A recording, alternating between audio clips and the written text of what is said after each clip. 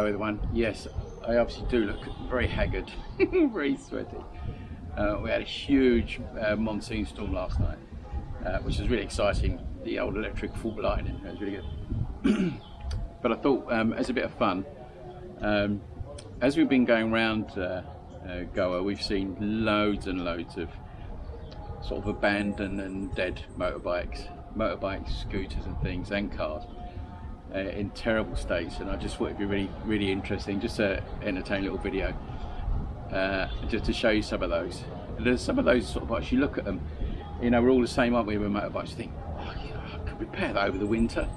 So this is going to be the winter motorbike project video.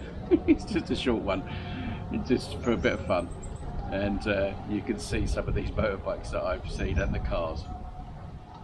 But yeah, enjoy this, and I'll see you in the next one. Take care.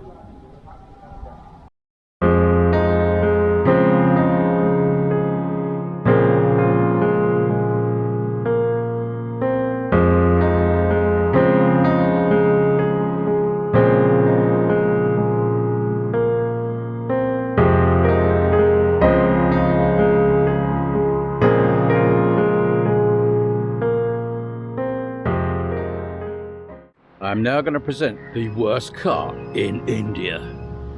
I think it's a sort of G whiz. I think. But it's not very whizzy.